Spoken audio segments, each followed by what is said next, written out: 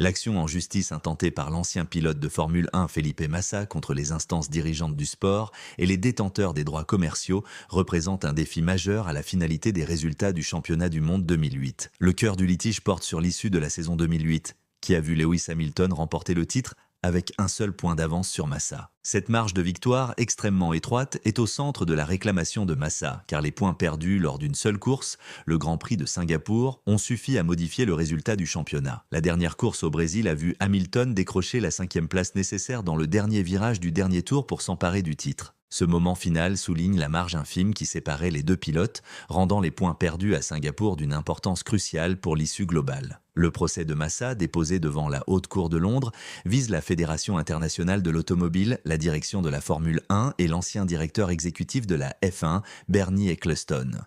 La réclamation demande une indemnisation rapportée à 82 millions de dollars, affirmant qu'une dissimulation par l'ancienne direction du sport concernant les événements du Grand Prix de Singapour 2008 a coûté le titre de champion à Massa. L'équipe juridique se concentre sur l'allégation selon laquelle les instances dirigeantes n'ont pas agi sur les informations qu'elles possédaient à l'époque, ce qui constitue, selon eux, un manquement à leurs devoirs. L'affaire est suivie de près, car elle teste les limites légales pour contester des résultats sportifs historiques. La base du défi juridique est le Grand Prix de Singapour 2008, un événement plus tard connu sous le nom de scandale Crashgate. La course a été entachée d'un incident délibéré impliquant l'équipe Renault, qui forme la base de la réclamation de Massa pour un résultat de championnat injuste. Au tour 14 de la course, le pilote Renault Nelson Piquet Jr. a intentionnellement écrasé sa voiture contre le mur au virage 17. Cet acte a plus tard été prouvé comme ayant été exécuté sur instruction de son directeur d'équipe, Flavio Briatore, et de l'ingénieur en chef Pat Symonds.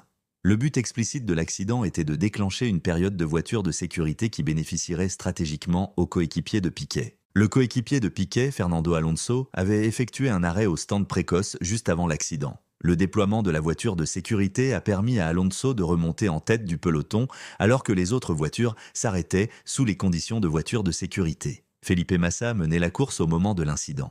La période de voiture de sécurité l'a forcé à s'arrêter et pendant cet arrêt, l'équipe Ferrari a commis une erreur critique en le relâchant avec le tuyau de ravitaillement encore attaché. Cette erreur a entraîné une pénalité de drive-through, causant à Massa de terminer la course hors des points en 13e position.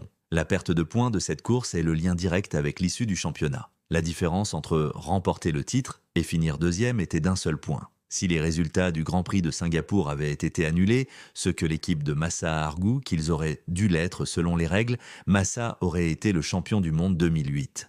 L'annulation des résultats de la course est le remède spécifique demandé par l'équipe juridique de Massa. Le scandale a été officiellement révélé en 2009, menant à des sanctions contre l'équipe Renault, incluant la disqualification de l'équipe et des interdictions à vie pour Briatore et Symonds. Cependant, la FIA n'a pas annulé les résultats de la course, invoquant le principe juridique de longue date selon lequel les résultats du championnat sont considérés comme définitifs après la cérémonie de remise des prix de fin de saison. Ce principe de finalité est le point central de contention dans le procès actuel. L'argument juridique de Massa repose sur l'affirmation que la FIA et la FOM étaient au courant de la nature délibérée de l'accident pendant la saison 2008, mais ont choisi de dissimuler l'information au public et aux compétiteurs. Le procès a été directement déclenché par une interview de 2023 dans laquelle l'ancien patron de la F1, Bernie Ecclestone, a déclaré que lui et l'ancien président de la FIA, Max Mosley, savaient pour l'incident pendant la saison 2008, mais ont décidé de ne pas agir. Les commentaires publics d'Ecclestone ont fourni la base pour l'équipe juridique de Massa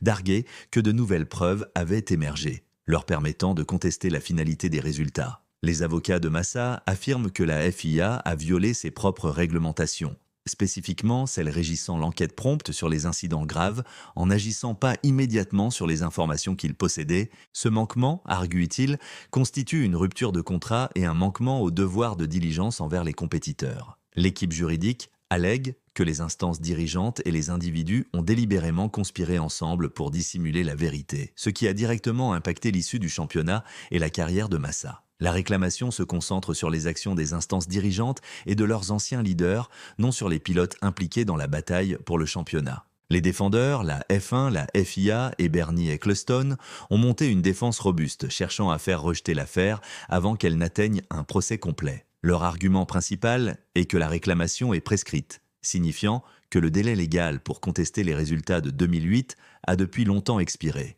Ils arguent que le principe de finalité des résultats du championnat, une pierre angulaire de la gouvernance sportive, doit être maintenu pour préserver l'intégrité et le record historique du sport.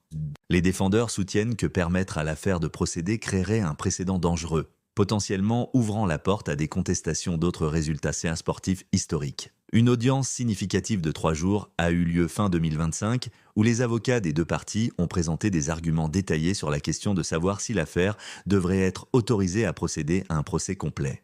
Les équipes juridiques des défendeurs ont argué que l'affaire devrait être rejetée, tandis que l'équipe de Massa a contre-argumenté que la fraude alléguée et la dissimulation annulent la défense de prescription. À la suite de cette audience, le juge-président a réservé son jugement. Cela signifie qu'une décision sur le rejet de l'affaire ou son avancement est actuellement en attente.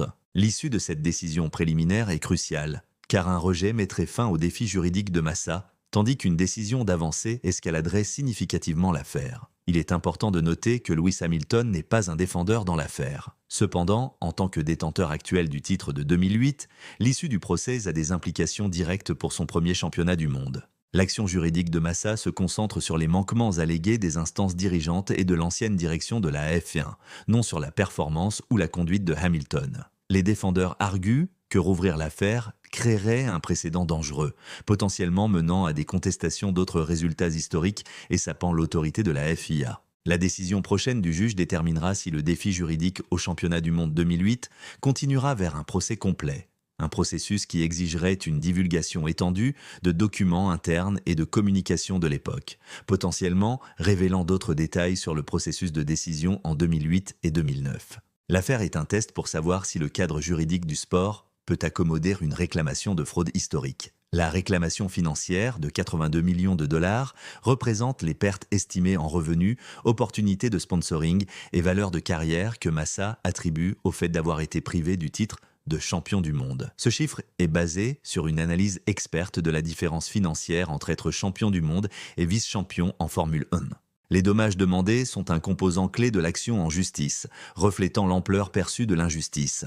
La communauté de la F1 attend maintenant la décision de la Cour, qui aura des ramifications significatives pour le record historique et les précédents légaux régissant le sport. L'affaire met en lumière la tension entre l'intégrité sportive et la finalité légale des résultats du championnat. L'action actuelle de Massa est une tentative d'utiliser de nouvelles preuves, l'admission d'Ecclestone, pour rouvrir l'affaire et contester la finalité de la saison 2008. La décision finale sur l'avancement de l'affaire vers un procès complet sera un moment marquant pour la gouvernance et l'histoire de la Formule 1, potentiellement redéfinissant la portée des contestations historiques dans le sport. Si la Cour statue en faveur de Massa, cela créerait une nouvelle voie légale pour contester des résultats sportifs historiques où des preuves de fraude et de dissimulation émergent des années plus tard. Inversement, un rejet renforcerait le principe de finalité. L'issue établira un précédent pour la manière dont la F1 gère son passé.